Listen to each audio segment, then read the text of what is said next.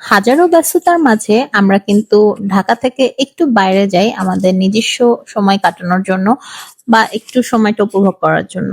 So তেমনই একটা দিন সিলেক্ট করে আমরা বের হয়ে পড়লাম সিলেটের উদ্দেশ্যে। তো সেদিন আমাদের ট্রেন ছিল দুপুর ৩টায় কালনী এক্সপ্রেসে। আমরা চেয়েছিলাম রাতে নেওয়ার জন্য, বাট সেটা টিকিট মানে না পাওয়ার কারণে অ্যাকচুয়ালি দুপুরে তাড়াহুড়ো করে যেতে হয়েছে। তো এই তো আমরা কিন্তু ট্রেনে উঠে পড়ছিলাম টাইম মতোই, বাট ট্রেন কিন্তু অনেকটাই ডিলে করছে। প্রায় আপনার ১ ঘন্টা পরে ট্রেনটা ছাড়লো। তো এই তো ট্রেন বের হচ্ছিল কমলাপুর স্টেশন থেকে। ভালোই লাগছিল আসলে, ট্রেন জার্নিটা দূরে তেমন করা হয়নি। তো এই তো এটা হচ্ছে আমার মানে দূরের প্রথম ট্রেন জার্নি। তো বাইরে দেখছিলাম আর খাওয়া দাওয়া করছিলাম। আর ট্রেনে এত পরিমাণে খাবার দাবার উঠে যে আপনার এক্সট্রা করে খাবার নিয়ে ওঠার কোনো দরকার নাই। আর ওরা দামটা খুব বেশি রাখে না, যেটার দাম সেটাই রাখে।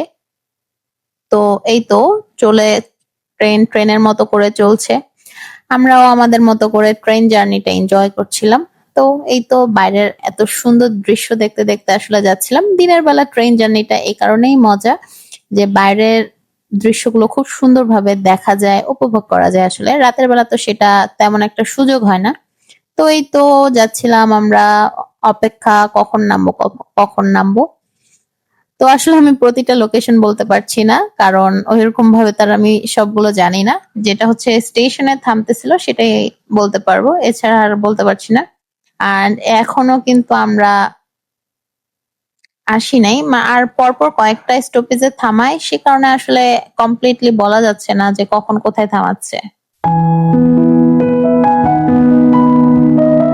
তো এই তো দেখতে দেখতে চা কফিও চলে আসলো, আমরা একটা নিলাম। আর হচ্ছে ওদের স্ন্যাক্স আইটেম ছিল, সেটাও নিচ্ছি। বাট খাবারটা খারাপ ছিল না, কিন্তু ওদের চা কফিটা আসলে একদমই ভালো না। এরকম পানি পানি লাগে, মানে ভালোই লাগেনি আমার কাছে একদমই। সব খাবারই ভালো ছিল ওদের, শুধুমাত্র চা কফি খেয়ে কোনো শান্তি পাই নাই।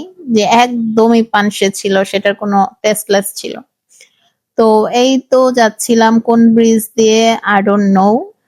মানে অ্যাকচুয়াল আমি বলতে পারছি না, সরি টু সে।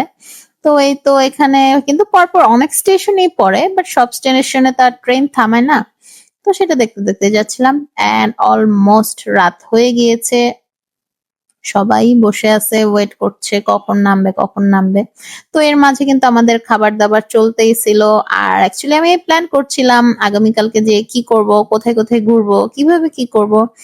আসলে দেখা যায় কি, আমরা হাজারো ব্যস্ততার মাঝে যখন ঢাকার বাইরে কোথাও ঘুরতে যাই, সেটা কিন্তু আমাদের অনেক আগে থেকে আমরা সুন্দর করে প্ল্যান করে যে কোন দিনটা কোথায় কিভাবে কোন ড্রেসটা পরে যাব বা কিভাবে রেডি হব।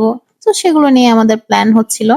তো এই তো দেখতে দেখতে কিন্তু আমরা স্টেশন থেকে বের হয়ে গেলাম, সিলেট স্টেশন থেকে, এন্ড আমাদের হোটেলের দিকে চলে যাচ্ছিলাম। আমাদের হোটেলটা অনলাইনে বুকিং ছিল। তো এই তো এখন কিন্তু আমরা যেটা যাচ্ছি সুরমা নদীর উপর দিয়ে রোড ক্রস করছিলাম। তো এই তো আমাদের হোটেলের কাছে আমরা চলে এসেছি। হোটেল সার্ভিসটা ছিল মোটামুটি খারাপ না, ভালোই। বাট সিলেটে মানে 3 স্টার 4 স্টার হোটেলগুলো তেমন একটা বেশি মানে ভালো লাগে নাই। যেটা কক্সেসে অনেক বেটার পাওয়া যায়, এর থেকে অনেক ভালো। বাট ওদের রুমটা অনেক সুন্দর ছিল, রুমটা নাইসলি ডেকোরেটেড ছিল, সিম্পলের মধ্যে সুন্দর।